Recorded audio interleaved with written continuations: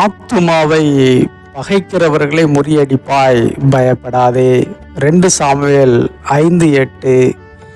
எவன் சாளகத்தின் வழியாய் ஏறி எபூசியரையும் தாவீதின் ஆத்துமா பகைக்கிற சப்பானிகளையும் குருடரையும் முறியடிக்கிறானோ அவன் தலைவனாய் இருப்பான் என்று தாவீது அன்றைய தினம் சொல்லியிருந்தான்.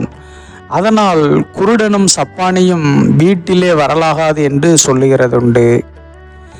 ஆத்துமாக்களை ஆதாயப்படுத்தி கொள்ளுகிறவன் ஞானமுள்ளவன் என்று பைபிள் சொல்கிறது. அப்படி என்றால் ஆத்துமாக்களை பகைக்கிறவர்களும் அழிவுக்கு நேராக நடத்துகிறவர்களும் சப்பானிகளும் குருடர்களுமாக இருக்கின்றனர். அவர்கள் சரீர அளவில் எந்த குறைபாடும் இல்லாமல் இருப்பது போல தெரிந்தாலும் தேவனுடைய பார்வையில் சப்பானிகளும் குருடர்களாகவும் தான் இருக்கின்றனர். இவர்களுடைய மனக்கண்கள் திறக்கப்பட வேண்டும். மனக்கண் திறக்கப்படாதவரை இவர்கள் குருடர்கள்தான். இவர்களால் ஆத்தும பாரத்தோடு இருப்பவர்களுக்கு ஆபத்து தான். இவர்கள் எந்த ஆத்துமாக்களையும் ஆதாயம் செய்ய விட மாட்டார்கள். இவர்களும் பரலோகத்திற்கு செல்ல மாட்டார்கள். மற்றவர்களையும் பரலோகத்திற்கு போக விட மாட்டார்கள். இவர்களைத்தான் மாயக்காரராகிய வேதபாரகரே, பரிசேயரே, உங்களுக்கு ஐயோ, மனுஷர் பிரவேசியாதபடி பரலோக ராஜ்யத்தை பூட்டி போடுகிறீர்கள். நீங்கள் அதில் பிரவேசிக்கிறதும் இல்லை, பிரவேசிக்க போகிறவர்களை பிரவேசிக்க விடுகிறதும் இல்லை என்று இயேசு சொல்கிறார். எருசலேம் என்பதற்கு முந்தைய பெயர் எபூசு என்பதாகும். இங்கே எபூசியர்கள் குடியிருந்தனர். அதனாலேயே எபூசு என அழைக்கப்பட்டது.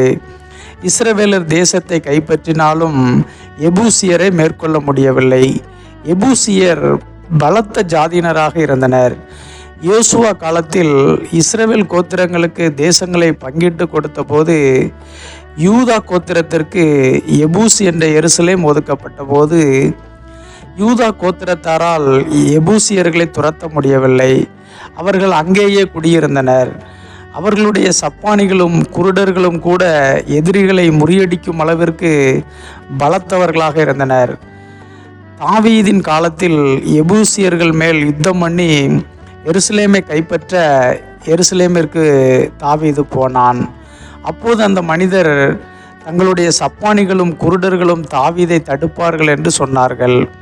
ஆனால் தாவீது எபூசியரின் சீயோன் கோட்டையை பிடித்து தாவீதின் நகரமாக்கினான். தாவீதின் ஆத்துமாவை பகைத்த சப்பானிகளும் குருடர்களும் முறியடிக்கப்பட்டு போயினர். அதுவே தேவ சித்தமாயிருந்தது. உங்கள் ஆத்துமாவையும் பகைக்கிற சப்பானிகளும் குருடர்களும் ஏராளமாய் பெருகி இருக்கிறார்களா? பயப்படாதிருங்கள்.